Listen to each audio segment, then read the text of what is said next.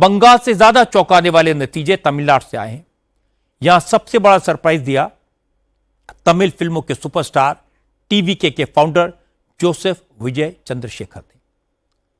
विजय ने 60 साल के बाद तमिलनाडु में द्रविड़ राजनीति का अंत कर दिया। विजय की आंधी में डीएमके और एआईडीएमके दोनों उड़ गए।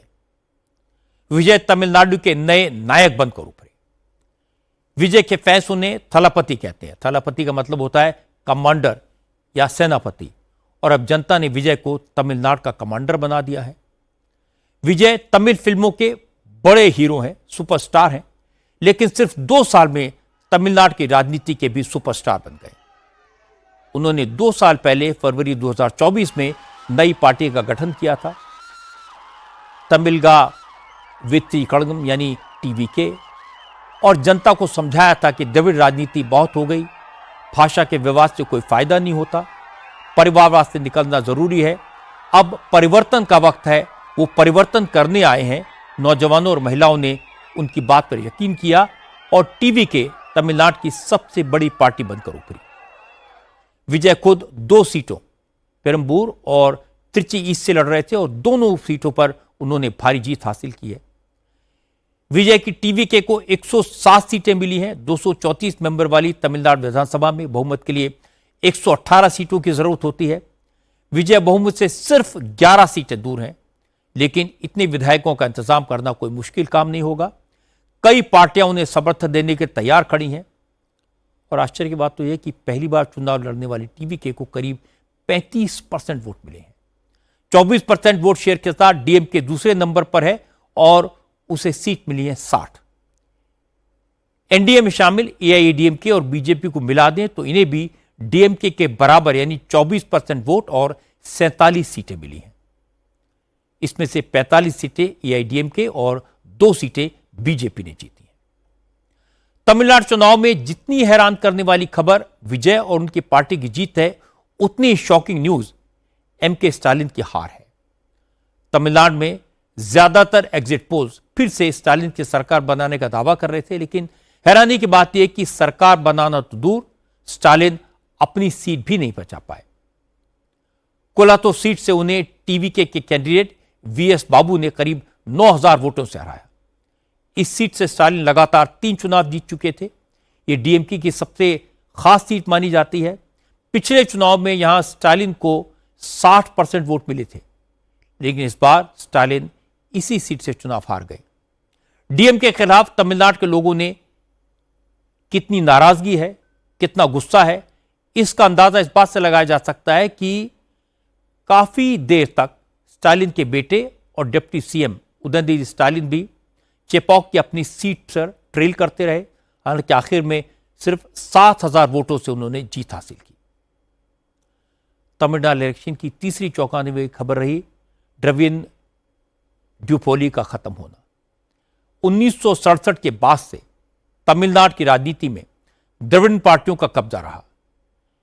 इन 60 साल में 7 बार एआईएडीएमके की सरकार रही, 6 बार डीएमके की। इस दौरान सीएन अन्नादुराई, के करुणानिधि, एमजी रामचंद्रन और जयललिता जैसे नेताओं ने तमिलनाडु की बागडोर संभाली और सभी का फोकस द्रविड़ आइडेंटिटी पर रहा।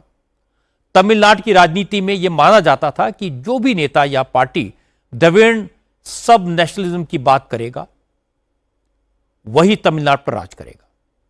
लेकिन विजय ने इस नैरेटिव को ध्वस्त कर दिया। उनकी पार्टी का नाम है तमिलागा वेत्री कड़गम। इसका हिंदी में मतलब होता है तमिलनाडु विजय पार्टी। विजय ने अपने नाम को तमिलनाडु की विजय से जोड़कर पार्टी बनाई और तमिलनाडु की जनता को समझाया कि देश की मुख्य धारा से दूर रहकर कुछ परिवारों का, कुछ पार्टियों का भला हो सकता है, लेकिन आम जनता का भला नहीं होता। इसलिए इस सिलसिले को खत्म करना जरूरी है। विजय ने कहा कि वो द्रविड़ नॉन द्रविड़ की बात नहीं करेंगे, भाषा के विवाद में नहीं पड़ेंगे, जनता के बीच उनके भाई के तौर पर रहेंगे, तमिलनाडु में नई तरह की राजनीति करेंगे। विजय की इस बात पर तमिलनाडु के लोगों ने भरोसा जताया। विजय ने जो चमत्कार किया उसके 3 फैक्टर हैं। पहला है यूथ फैक्टर।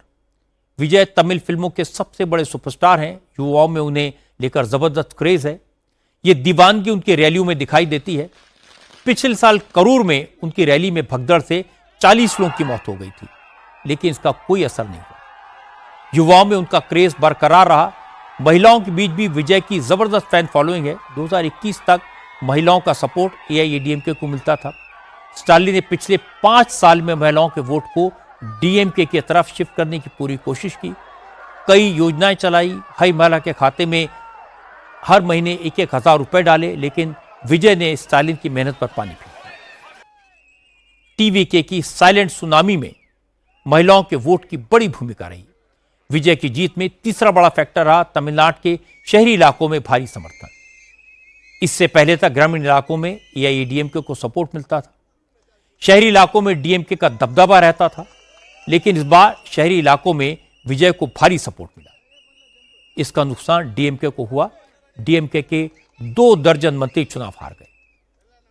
ट्रेडिशनल पॉलिटिक्स और घाघ नेताओं से शहरी मतदाताओं का मोह भंग हो रहा था। ऐसे में उन्हें विजय ने उम्मीद की किरण दिखाई, और फिर भले ही वो अनटेस्टेड लीडर ही क्यों ना हो। विजय की इस ऐतिहासिक जीत का अंदाजा किसी को नहीं था, लेकिन प्रशांत किशोर ने 1 साल पहले भविष्यवाणी कर दी थी कि तमिलनाडु की सियासत में बदलाव होगा और ये बदलाव विजय करेंगे। प्रशांत किशोर ने 14 महीने पहले जो कहा था, आज एग्जैक्टली वही हुआ। My understanding and data suggests that if he goes alone, he stands a very good chance. Oh, how do you define good chance? Very good chance. Good chance is a good percentage.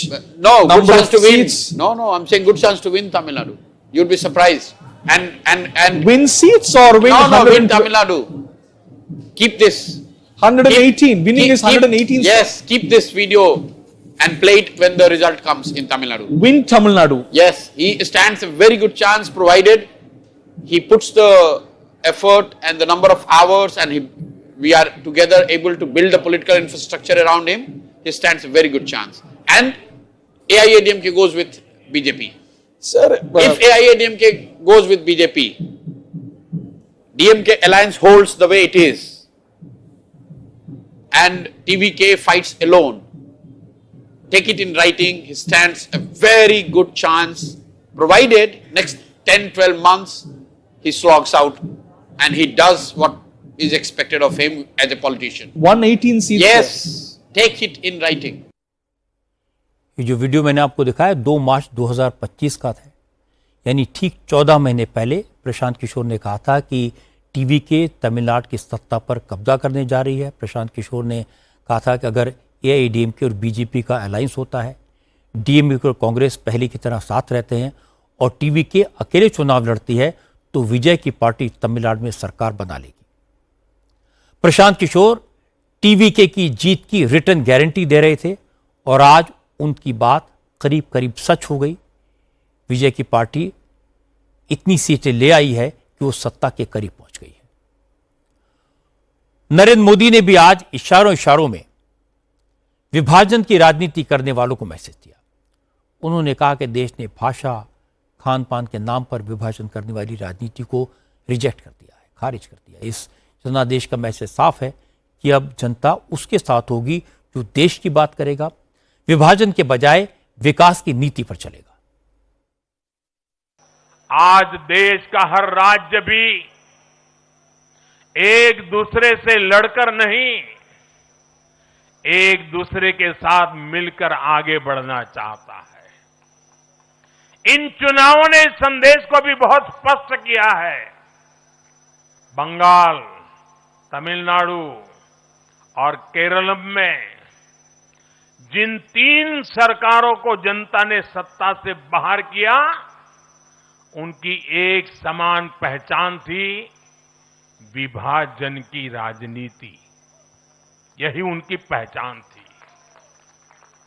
उनकी राजनीति जोड़ने की नहीं, तोड़ने की थी। कभी भाषा के नाम पर विवाद खड़ा किया गया, कभी खाने पीने की आदतों को लेकर समाज को बांटने की कोशिश हुई, और कभी अपने ही देश के लोगों को बाहरी तक कहा गया। लेकिन भारत की जनता ने इस राजनीति को साफ जवाब दिया है। देश ने बता दिया है कि उसे विवाद नहीं, विकास चाहिए, विभाजन नहीं, विश्वास चाहिए। जोसेफ विजय चंद्रशेखर को लोग सुपरस्टार विजय के नाम से जानते हैं। अब वो चीफ मिनिस्टर विजय के रूप में जाने जाएंगे। विजय ने एक्टिंग के लिए पढ़ाई छोड़ दी थी, अब राजनीति के लिए उन्होंने एक्टिंग छोड़ दी। विजय को फॉर्मूला फिल्मों ने मास हीरो बनाया, सुपरस्टार बनाया, लेकिन उन्होंने राजनीति के लिए सेट फॉर्मूला छोड़ा तो जनता ने उन्हें चीफ मिनिस्टर बना दिया। विजय देश के हाईएस्ट पेड एक्टर्स में से एक हैं, लेकिन उन्होंने 2024 में ऐलान किया कि थलापति 69 उनकी आखिरी फिल्म होगी। विजय ने यह मैसेज दिया कि उन्हें पैसे से प्यार नहीं है, तमिलनाडु की जनता से प्यार है। विजय की पार्टी की कोई आइडियोलॉजी नहीं है, ना ही कोई संगठन है, लेकिन उनके पास फैन क्लब्स हैं जिन्होंने उनके लिए चुनाव लड़ा। जहां स्टालिन और उनके बेटे सत्ता के अहंकार में जनता की पहुंच से दूर हो गए थे, विजय ने खुद को आम इंसान की तरह पेश किया। लोगों के बीच गए, लोगों से कहा कि वो उनके भाई हैं। विजय पहली बार मैदान में उतरे और 1990 से चले आ रहे डीएमके और एआईडीएमके के डोमिनेशन को एक झटके में खत्म कर दिया। जो काम नेशनल पार्टीज 60 साल में नहीं कर पाई, वो काम विजय ने सिर्फ 2 साल में करके दिखाया, और ये किसी चमत्कार से कम नहीं है।